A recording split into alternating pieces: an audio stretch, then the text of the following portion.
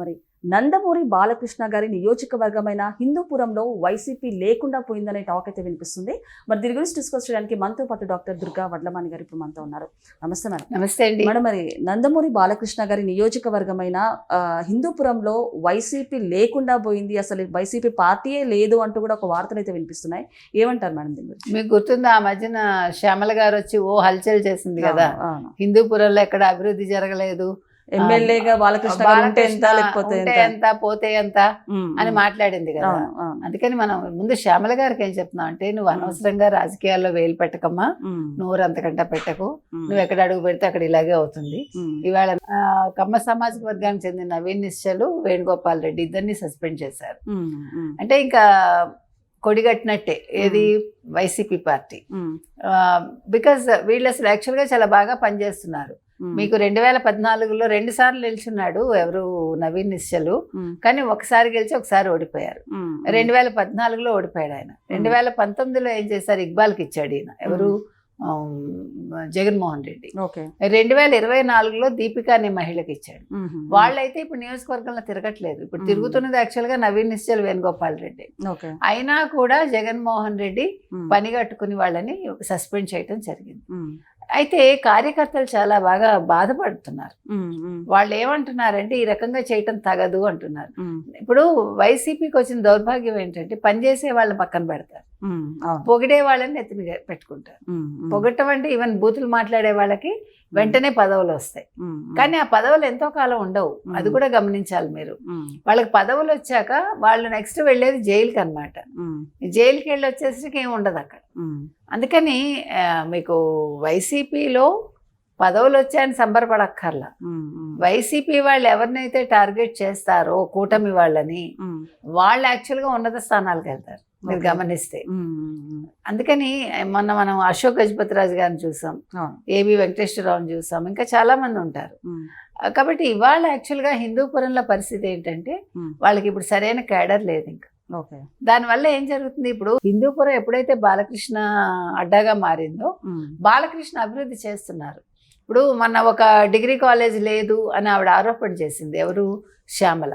కానీ 7 డిగ్రీ కాలేజీలు ఉన్నాయి, పీజీ కాలేజీలు కూడా ఉన్నాయి కొన్ని. అందులో అంటే తెలుసుకుని మాట్లాడాలి. మనం ఏదో స్క్రిప్ట్ వచ్చింది కదా, చదివేశాం కదా అంటే, అసలు బాలయ్య గురించి నువ్వెందుకు మాట్లాడటం తల్లి, నీకు సంబంధం ఏముంది? హ్యాపీగా ఏదో మనం జగన్మోహన్ రెడ్డి దగ్గర డబ్బులు తీసుకున్నామా ప్యాకేజీలో, మనం ఏదో మాట్లాడాలి, అది మాట్లాడామా వెళ్ళిపోయామా అని ఉండాలి. వాళ్ళైతే జగన్మోహన్ రెడ్డి గారిని పొగుడుతూ ఉంటే గొడవ ఉండదు. ఇచ్చిన డబ్బులకి మనకి కూలీకి తగిన పని దొరికినట్టు అవుతుంది.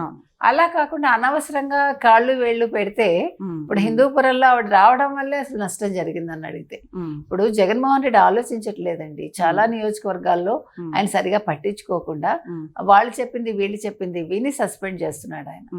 దానివల్ల ఇబ్బంది కదా, పార్టీకి ఇబ్బంది, ఎవరికి ఇబ్బంది లేదు. ఇప్పుడు వెళ్ళిపోయిన వాళ్ళకి ఏముంది, ఇది కాకపోతే ఇంకో పార్టీ వెతుక్కుంటారు. కాబట్టి జగన్మోహన్ రెడ్డి ఆలోచించుకోవాలి, నా పార్టీని నేను ఏం చేస్తున్నాను, ఎందుకు ఇలా బిహేవ్ చేస్తున్నాను, వీళ్ళని సస్పెండ్ చేయడం కరెక్టా కాదా. అంటే ఇంకొకటి మేడం, ఇలాంటి వాటి మీద శ్యామల గారు కానివ్వండి, రోజా గారు అయితే స్పందిస్తున్నారు. కాకపోతే సాక్షి టీవీ ఏదైతే ప్రసారం చేసిందో అది దేవతల రాజధాని కాదు, వేషల రాజధానిని ఇప్పటి వరకు రోజా గారు కూడా లేకపోతే శ్యామల గారు ఎవరు కూడా స్పందించలేదు, ఒకసారి క్షమాపణ కూడా చెప్పలేదు. ఏ విధంగా చూడొచ్చు అంటారు? అది కరెక్టే. నిన్న వెళ్ళి రోజా నన్ను పలానా టీడీపీ ఎమ్మెల్యే తిట్టాడు, మీరు కేసు నమోదు చేయండి అంది. వెళ్ళి అక్కడ బాగా హల్చల్ చేసింది ఆవిడ. సరే, మిమ్మల్ని తిడితే దానికి క్షమాపణ చెప్పాలి, కరెక్టే. కానీ మీరు మరి గాలిలో గెలిచిన ఎమ్మెల్యేలు అని ఒక పదం వాడారు మీరు. మరి దానికేం సమాధానం చెప్తారు రోజా గారు కదా? అంతకుముందు అనితని మీరు ఎంత ఘోరంగా మీరు ఒక గెస్చర్ ఇచ్చారు. రోజారాణి అన్నావిడ ఎంత అసహ్యంగా మాట్లాడింది ఎవరిని, అనితని. కాబట్టి మీరు ముందు అవన్నీ చూసుకోండి. ఇప్పుడు శ్యామల మాట్లాడటం వల్ల జరిగిన నష్టం ఏంటంటే, ఇవాళ హిందూపురంలో వైసీపీ పార్టీ లేకుండా అయిపోయింది, క్యాడర్ లేదు. కాబట్టి వీళ్ళందరూ కూడా ముందు గొడవలు చేసేసి ఏదో హంగామా సృష్టించేసి ఏదో అంటే హడావిడి చేద్దాం అనుకుంటే నష్టపోయేది వాళ్లే. ఇప్పుడు జరిగింది ఏంటి? పార్టీకే కదా నష్టం జరిగింది. వైసీపీకి కోలుకోలేని దెబ్బ కదా. హిందూపురంలో బాలయ్య ఏమి అభివృద్ధి చేయకపోతే ప్రజలు మూడోసారి ఎందుకు అనుకుంటారండి? మీ వైసీపీని అనుకుని ఉండాలిగా. ఇప్పుడు కడపలోనే చాలా చోట్ల తెలుగుదేశం కూటమి వచ్చింది, మరి అంటే వైసీపీ చేయలేదనే కదా.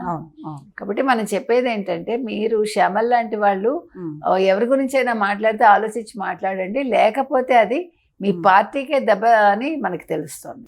సో మేడం, మరి అంటే మొన్న చూసుకుంటే కొవ్వూరు ఎమ్మెల్యే ప్రశాంత్ రెడ్డి గారి మీద కూడా కొన్ని అనుచిత వ్యాఖ్యలు చేశారు ప్రసన్న కుమార్ రెడ్డి గారు. వైసీపీ నేతలు కానివ్వండి, వైసీపీ మహిళలు కూడా ఉన్నారు, అలాంటిది ఒక మహిళగా కూడా ఎవరు స్పందించట్లేదు. ఏ రకంగా చూడొచ్చు అంటారు? అంటే ఇక టీడీపీలో చూసుకుంటే కనుక చంద్రబాబు నాయుడు గారు మహిళలకు సంబంధించి ఉచిత బస్ కానివ్వండి, లేకపోతే చాలా మంచి కార్యక్రమాలు చేస్తున్నారు. అలాంటిది వైసీపీ ఇలాంటి అక్రమాలు చేస్తున్నారు, ఆరోపణలు చేస్తున్నారు మహిళలకు సంబంధించి.